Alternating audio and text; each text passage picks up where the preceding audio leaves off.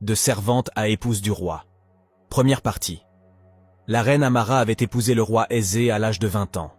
Lorsqu'elle s'était mariée, elle croyait qu'elle tomberait enceinte dès le premier mois. Elle était jeune, belle, et venait d'une famille réputée pour sa fécondité. Aucune femme de sa lignée n'avait jamais été stérile. Pourtant, après le mariage, rien ne se passa comme elle l'espérait. Les mois passaient, et elle ne concevait toujours pas. Elle commença à se demander si le problème venait d'elle ou du roi. Au début, elle pensait que ce serait temporaire. Mais 20 années s'étaient écoulées, et toujours aucun enfant. Le roi était resté patient, très patient, mais tous deux vieillissaient.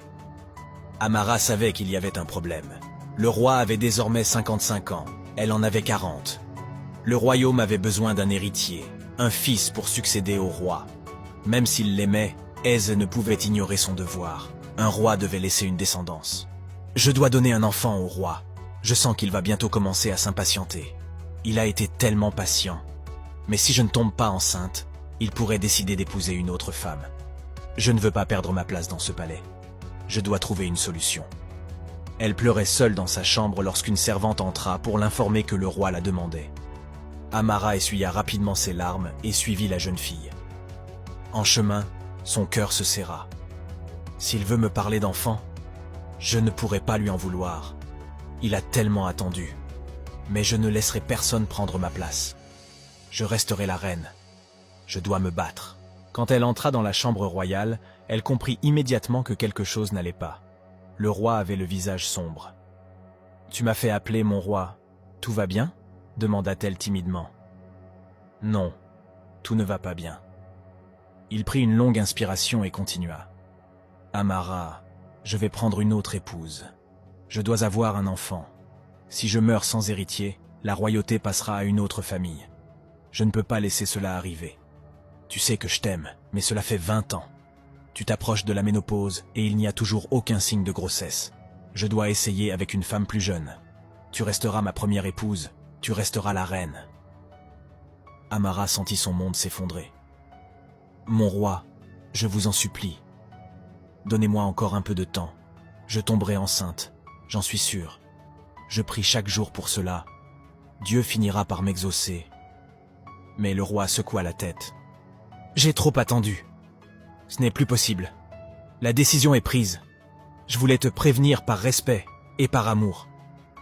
Retourne dans ta chambre. » Brisée, Amara regagna ses appartements en larmes, mais au fond d'elle, elle savait qu'il avait raison.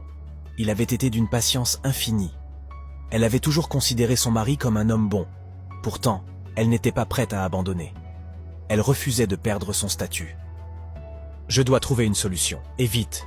Je dois donner un enfant au roi, coûte que coûte. » Une idée lui traversa l'esprit. Elle fit appeler Ogé, sa servante la plus belle, la plus jeune et la plus loyale. Ogé était humble, respectueuse et dévouée à la reine. Quand la jeune fille arriva, Amara lui parla avec une gravité qu'Ogé ne lui connaissait pas. « Ogé, je veux que tu couches avec le roi et que tu tombes enceinte. Tu mettras l'enfant au monde et tu me le donneras. Je le présenterai au royaume comme le mien. Personne ne saura jamais que tu es la mère. Je te donnerai 10 millions de Naira et tu partiras vivre dans une autre ville après l'accouchement. » Ogé écarquilla les yeux, pétrifié. « Ma reine, est-ce vraiment ce que vous voulez?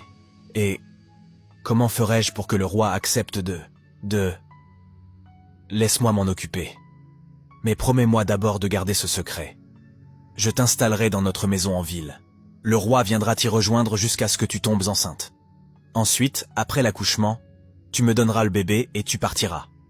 Alors, acceptes-tu » Ogé réfléchit un moment puis répondit, la voix tremblante mais sincère. « Oui, ma reine. Vous avez toujours été bonne pour moi. Je ferai cela pour vous.